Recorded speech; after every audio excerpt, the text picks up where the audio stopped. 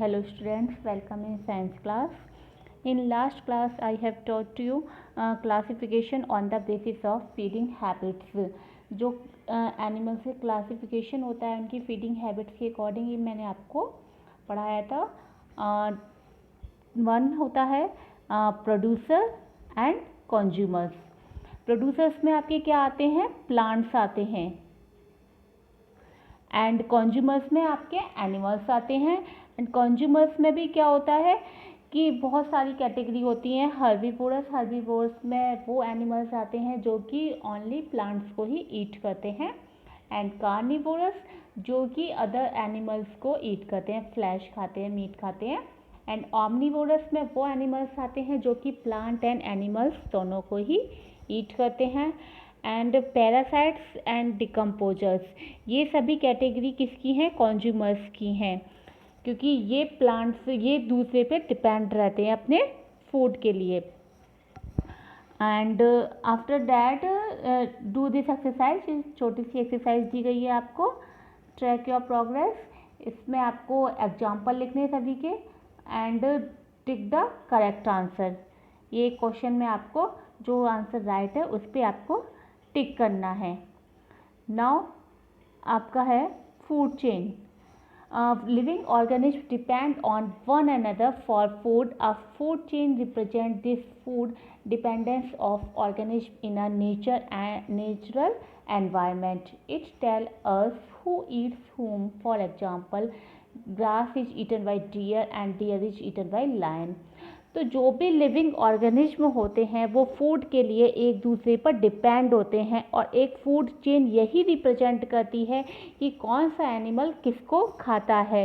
यानी natural environment में एक ऑर्गेनिज्म की दूसरे ऑर्गेनिज्म पे क्या डिपेंडेंस है, क्या निर्भरता है, यही फूड चेन शो करती है. ग्रास को कौन ईडन करता है? ग्रासहोपर. और ग्रासहोपर को कौन ईट करता है? लिजार्ड. और लिजार्ड को ईगल एंड ईगल को फॉक्स. तो इस तरह से जो ये ऑर्गेनिज्म है सभी एक दूसरे पे अपने फूड के लिए डिपेंड है.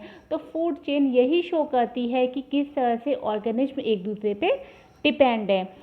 The organism at the first level of a food chain is always a producer. जो भी फूड चेन होती है उसमें जो ऑर्गेनिज्म फर्स्ट लेवल पर होता है वो हमेशा क्या होता है? प्रोड्यूसर होता है. इट मीन्स जो कि फूड को प्रोड्यूस करते हैं. तो प्रोड्यूसर्स की कैटेगरी में कौन आता है? मैंने आपको अभी बताया था. प्रोड्यूसर्स की कैटेगरी में प्लांट्स आते हैं and such as grass. The next in the sequence is a herbivore. और प्रोड्यूसर्स के बाद किसकी कैटेगरी आती है? हर्बीवोर्स की आती है. और ये किस कैटेगरी में आते हैं? प्राइमरी कंज्यूमर में. और प्राइमरी कंज्यूमर के बाद सेकेंडरी कंज्यूमर आते हैं. सेकेंडरी के बाद tertiary consumers. Scavengers and scavengers में जैसे वल्चर है, फॉक्स है, ये भी एक फूड चेन का पार्ट होते हैं. Now you may see from the diagram. आप डायग्राम से अच्छे से देख सकते हैं कि फर्स्ट क्या है हमारे? ये प्रोड्यूसर्स हैं. फर्स्ट पे आपको ये प्रोड्यूसर दिखाई दे रहे हैं. प्रोड्यूसर्स को किसने ईट किया है? ये प्राइमरी कंज्यूमर ग्रासहोपर. ग्रासहोपर को किसने ईट किया है? Secondary consumer frog. And frog को टर्शरी कंज्यूमर स्नेक.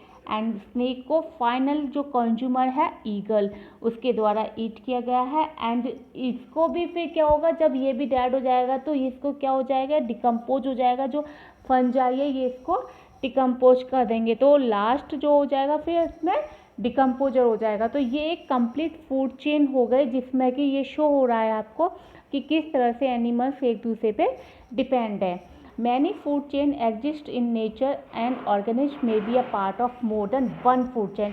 एक ही एनिमल्स या एक ही ऑर्गेनिज्म, ये ज़रूरी नहीं है कि वो एक ही फूड चेन का पार्ट है.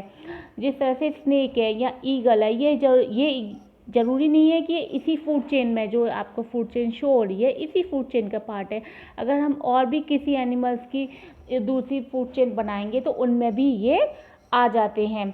तो a network of such interconnected food chain is called a food web. तो इस तरह से जो एक दूसरी फूड चेन में जो कनेक्शन होता है, एक नेटवर्क क्रिएट करती हैं वो, तो that is known as food web. तो वो क्या बनाती हैं, फूड वेब, यानी अगर more than one food chain जो है एक दूसरे से लिंक हो रही हैं, कनेक्टेड हो रही हैं, एक दूसरे पे डिपेंड हैं, तो वो क्या बनाएंगी, फूड वेब। फूड चेन और फूड वेब में आपको डिफरेंस समझ में आ रहा होगा। फूड चेन एक सिंगल आपको ये दिखाया शो किया जाएगा कि ऑर्गेनिज्म एक दूसरे पे किस तरह से डिपेंड है। और फूड वेब में क्या होता है कि जो मोर देन वन फूड चेन में जो एनिमल्स एक दूसरे से लिंक होते हैं, कनेक्टेड होते हैं, वो क्या क्रिएट करते हैं, food web. Now learn this glossary, जो आपको एक ग्लॉसरी दी गई है, आप इसको लर्न करेंगे। Now chapter 1 have completed. We have read many topics in this chapter like importance of food and nutrients, identify different types of food ingredients, classify animals based on their food habits, define food chain। ये सभी हमने topic इस chapter में read करे and I hope that I have explained all topics very well. मैंने अच्छे से आपको समझाए सारे। So kindly again read this chapter carefully and try to find out exercise and question answer।